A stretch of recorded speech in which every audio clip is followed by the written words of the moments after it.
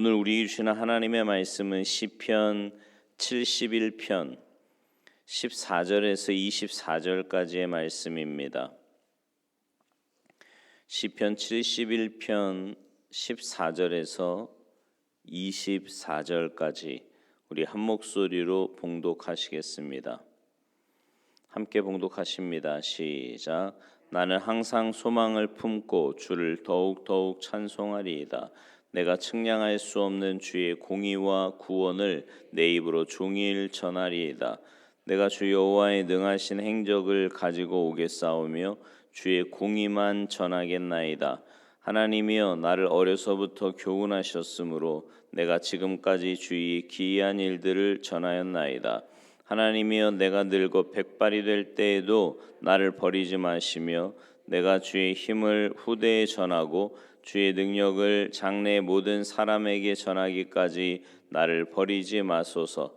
하나님이여, 주의 의가 또한 지극히 높으시니이다. 하나님이여, 주께서 큰 일을 행하셨사오니 누가 주와 같으리이까? 우리에게 여러 가지 심한 고난을 보이신 주께서 우리를 다시 살리시며 땅 깊은 곳에서 다시 이끌어 올리시리이다. 나를 더욱 창대하게 하시고 돌이키사 나를 위로하소서. 나의 하나님이여, 내가 또 비파로 주를 찬양하며 주의 성실을 찬양하리이다. 이스라엘의 거룩하신 주여, 내가 수금으로 주를 찬양하리이다. 내가 주를 찬양할 때에 나의 입술이 기뻐 외치며 주께서 속량하신 내 영혼이 즐거워하리이다. 나의 혀도 종일토록 주의 의를 작은 소리로 읊조리오리니 나를 모해하려 하던 자들이 수치와 무한을 당함이니이다. 아멘. 할렐루야. 지불생 무명지초라는 말이 있습니다. 땅은 이름 없는 풀을 내지 않는다, 이런 뜻이에요. 이름이 있다는 것은 존재의 이유가 있다는 거죠. 길가의 풀 한 포기도 필요 없는 것이 없습니다. 한의사 눈으로 보면 모든 것이 약재라고도 합니다. 이 세상의 모든 것들은 존재 이유가 있고 목적이 있다는 거예요. 땅 속에는 지렁이를 비롯한 온갖 징그러운 벌레들이 있는데 아무 쓸모없는 것처럼 보이지요. 그러나 그렇지 않습니다. 벌레가 많다라는 건 그 땅이 비옥하다는 증거예요. 그것들이 땅을 기름지게 만들고 그 땅에서 생산되는 곡식이나 채소나 과일로 사람들이 먹고 살아갑니다. 이처럼 이 땅에 존재하는 것들에는 분명 존재 이유가 있지요. 하물며 사람이겠습니까? 인간은 더욱 분명한 창조의 목적이 있습니다. 목적을 깨닫고 그 목적을 따라 살아갈 때 그 사람의 삶이 아름다워집니다. 세상을 보람 있게 살게 되는 거고요. 자신은 행복하게 되고 그의 생애는 성공하게 되는 거예요. 이런 삶의 목적은 자신이 정하지만 그가 정한 삶의 목적이 그 사람의 생애를 이끌게 되는 겁니다. 사람은 어떤 목적을 가지고 살아가느냐 하는 게 그래서 굉장히 중요합니다. 삶의 성공과 실패, 행복과 불행이 거기에 있기 때문입니다. 하나님을 영화롭게 하는 것이 인간의 창조 목적입니다. 하나님의 사랑과 넘치는 복을 받아 누리며 살다 간 사람들은요, 다 하나같이 하나님의 영광을 위해서 살아간 사람들이었어요. 하나님의 영광을 위해서 지음받았기 때문에 그 지음받은 대로 살면 그 삶에 하나님의 사랑과 복이 넘치게 된다라는 거죠. 노아가 그랬습니다. 그러나 하나님의 뜻을 쫓아 100년간 묵묵히 방주를 만들어 홍수의 심판을 면했어요. 에녹이 그랬죠. 300년간 하나님과 동행하다가 죽음을 보지 않고 하늘나라로 들림을 받았습니다. 아브라함은 하나님의 뜻이라고 하면 무엇이든지 예하고 순종했습니다. 하나님의 뜻을 쫓아 고향과 아버지 집을 떠났고요. 백세 얻은 아들 이삭을 하나님 앞에 제물로 바치라는 명령에 순종하여 모리아 산에 가서 제물로 드리려고 했습니다. 오늘 본문에 나타난 시편 기자도 이런 모습을 보여주고 있는데요. 사람은 누구나 다 오래 살기를 원하죠. 근데 왜 오래 살려고 할까요? 무엇을 위해 오래 살려고 합니까? 오늘 본문에 보면 그 목적을 말하고 있는데 그것은 다름 아니라 하나님을 전하는 것이었습니다. 15절 보세요. 내가 측량할 수 없는 주의 공의와 구원을 내 입으로 종일 전하리이다. 16절 내가 주 여호와의 능하신 행적을 가지고 오겠사오며 주의 공의만 전하겠나이다. 17절 하나님이여 나를 어려서부터 교훈하셨으므로 내가 지금까지 주의 기이한 일들을 전하였나이다. 18절 하나님이여 내가 늙어 백발이 될 때에도 나를 버리지 마시며 내가 주의 뭐라고 말씀해요? 힘을 후대에 전하고 주의 능력을 장래의 모든 사람에게 전하기까지 나를 버리지 마소서. 그 무슨 말이냐면 하나님을요 과거에도 전했고 지금도 전하고 있고 앞으로도 전하겠다는 거예요. 이 사명 다하도록 늙어 백발이 될 때까지 나를 버리지 말고 지켜주시기를 기도하고 있습니다. 그러니까 삶의 꿈이 존재의 목적이 하나님이에요. 이 사람의 소망은 모든 사람들이 하나님을 알고 섬기기를 원하는 것이었습니다.